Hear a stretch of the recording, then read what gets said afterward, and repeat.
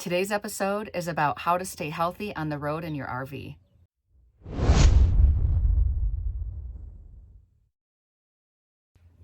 Hi everybody, it's Deb from Deb's RV Services, and this is an episode of Deb's Corner where I share more personal things with you. Today I want to talk to you about how I stay healthy on the road. This is something that is very near and dear to me. I'm passionate about it. I have a background as a physical therapy assistant, a massage therapist. I studied nutrition. I've worked in nutrition stores. I've done a lot of different things with herbs and tinctures, made soaps, all of the natural stuff. I've always been into it my whole life. So I thought, why not bring this into my channel and just do a little bit of a short video with 4 bullet points on ways that you can stay healthy while you're traveling in your RV. Number 1, let's talk about exercise. Yay, best topic ever, right? Well, it doesn't have to be grim. I don't love to exercise to death. I really don't. I enjoy exercise, but only because of the benefits it brings me after I'm done. And I'm here to tell you that you don't have to burn yourself out with it. In my 50s, as I'm in my 50s, I know that I have to keep up. I want to stay strong. I need to climb ladders for my business. I need to be able to bend into cargo bays. I need to go underneath RVs. I don't need my weak muscles to impair me so that I can't do the things that I need to do for my business. And I know that you probably want to be able to live a long, healthy life as you age.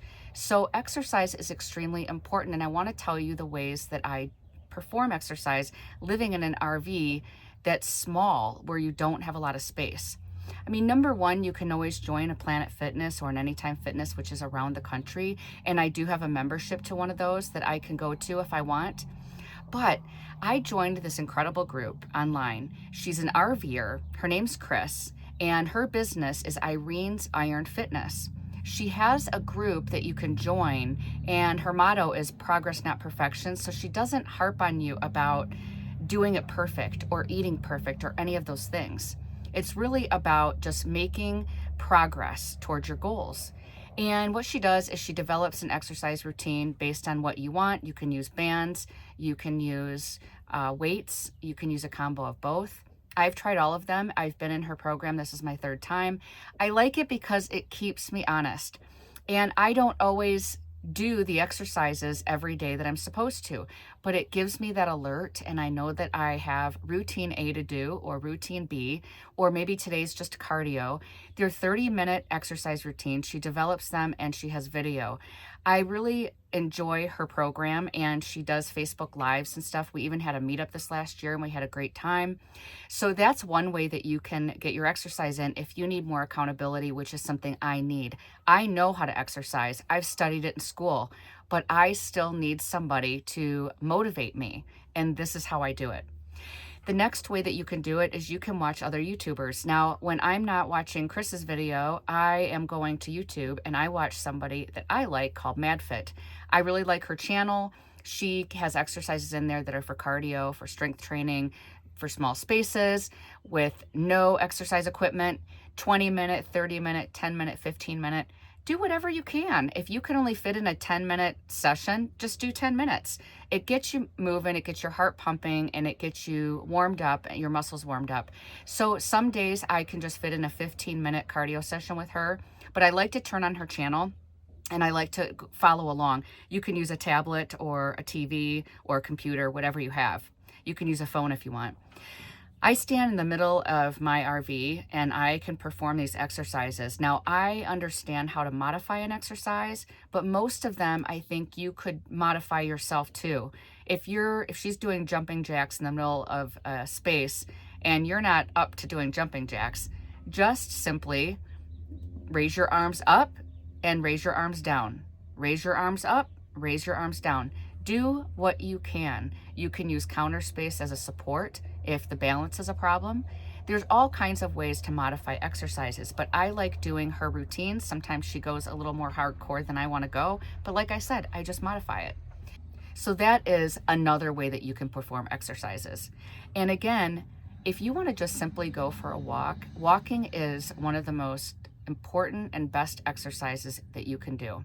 You never want to like overwork your body, because you can then cause inflammation that way. I'm really just taking a nice walk with my comfortable shoes on, and I have an Apple Watch and I can track my steps. So what I'm trying to do is get in between 5,000 and 10,000 steps per day. Some days I'm right at 5,000 because I'm working and I'm sitting at my desk like I am right now with you. And some days I go for a walk in the desert and I hit my 10,000. So it's just, I really love tracking everything, and I use my Apple Watch to do that. And I can also use other things like my Fitness Pal. There's lots of apps out there that you can use. But I really believe that exercise is super important, but I also believe that you don't need to go stress yourself out and spend an hour at the gym every day. It's really unnecessary. You can do well with just a 30-minute exercise routine, and strength training is preferred to help us stay strong, build our muscles, and stay strong as we age, but also taking a nice walk and doing some stretches. So let's go to number 2 on staying healthy, and that is food. I absolutely love food. Food is my favorite thing in the whole world, and it's gotten me in a lot of trouble because I love food so much that when there is like a really cool local shop in town that is a wonderful bakery and they're doing beautiful butter croissants, or they have fresh loaves of bread, I will be first in line for that. I love bread. It's like crack to me. But my body doesn't always love bread. So I wear something called a continuous glucose monitor. It is on the back of my arm, and it measures my glucose levels and how my body's doing with blood sugar.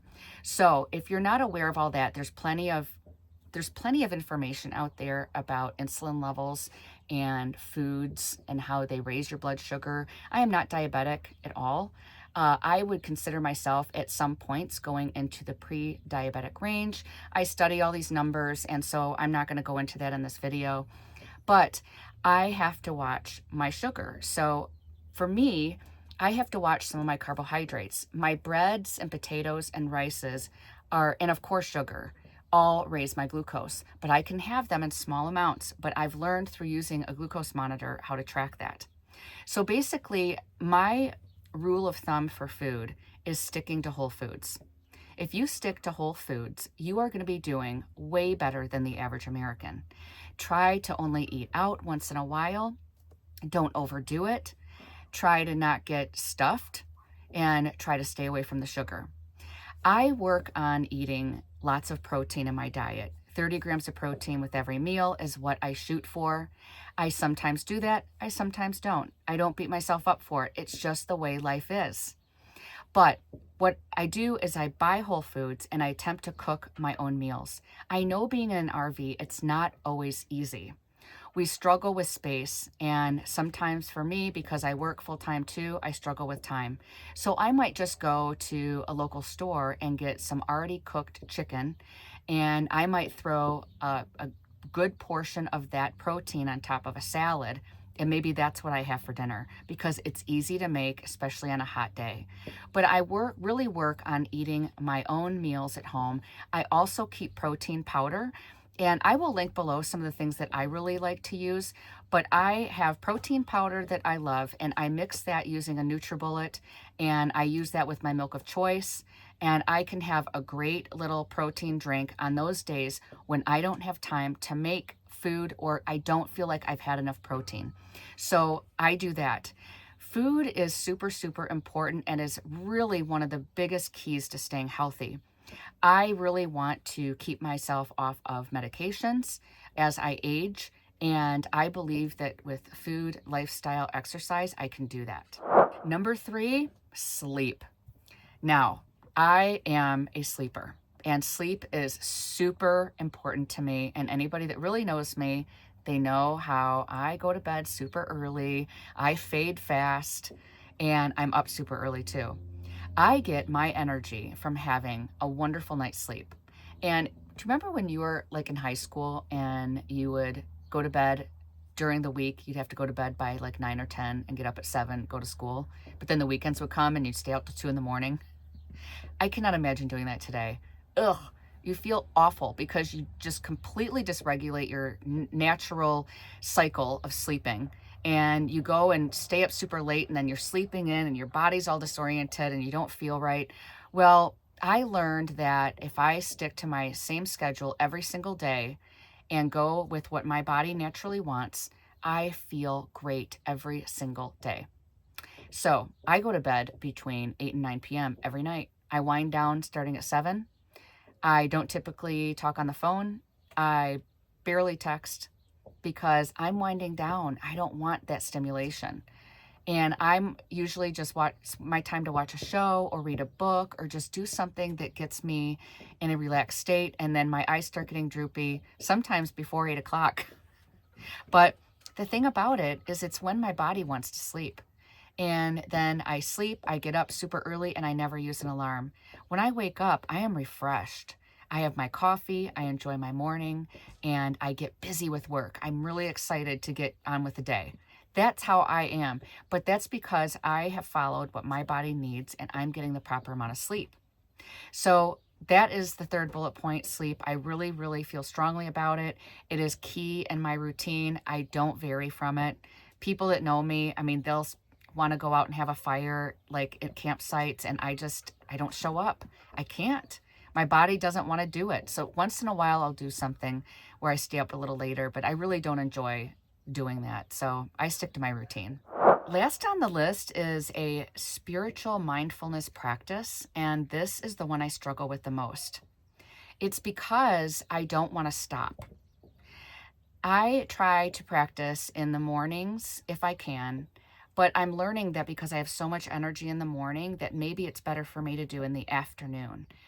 I like to read certain books that are sort of spiritual based. So for instance, I studied Wayne Dyer. And if you're familiar with his work, I really love his philosophy. I love listening to his lectures, and I loved all of his books. And I would just read like maybe a chapter in the morning, and then I might journal on it. So I find other authors or other books that resonate with me and my belief system. You can find books that resonate with your belief system. And you just sit down and you take a moment of silence to read in the material. And then what I like to do is meditate. So some of my favorite people out there, if you're interested, I love Wayne Dyer. I've listened to Greg Braden, if you haven't heard of him. I love Joe Dispenza and his work. I've taken his courses. There's lots of people that I really have found that really interest me, and I love studying them, their books, their YouTube videos, their lectures. And so I'm kind of a nerd like that. So I listen or I read the material, I do a meditation, and then I might journal. And I try to stick to that practice because I feel like that sets a good mindfulness to keep me on a path. So say I'm having a difficult time with something somebody else did, and I really am mad at them and I want to just like lash out. Well, this kind of work keeps me in line. It helps me remember, even like, have you heard of the new Mel Robbins book, Let Them Theory? Let Them. I'm studying her right now, so I'm listening to her Audible book. If you haven't checked her book out, Let Them Theory, it's amazing.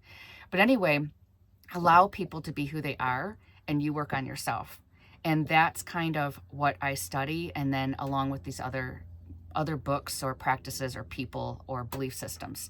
I just think it's interesting to learn, and I've always loved learning. I'm a nerd that way, along with health and wellness in general. So I am a work in progress when it comes to that because I get really excited to get about my day and do other things. And I want to respond to text messages and emails that I've gotten from people like you that subscribe to me. So I always feel the pull to do that. And I have to stop and remember to take care of me first. So I'm working on that. I'm switching from doing this in the morning to possibly in the afternoon, thinking maybe that'll work better. But either way, that is one of my goals this year, is to continue doing that. And just reading in general. I love books. But I hope that you got something out of this and that it helps you being on the road as a full-time RVer. I like to follow some of these practices because every other part of my life is really spontaneous. I am the kind of person that will just stop and somebody mentions that there's something cool going on in another state and I want to go. So I have a hard time staying in one spot because I want to go do fun things and see other areas and just be spontaneous. So this keeps me grounded, and then I can be spontaneous in other areas of my life. So let me know in the comments what you do, what your practices are. Do you follow any of these things? Do you feel like any of this resonates with you? If so, I do want to hear about it. I am curious what people follow me and how you feel about health. Thank you for watching today's video, and please like and subscribe, and I will see you on the next one.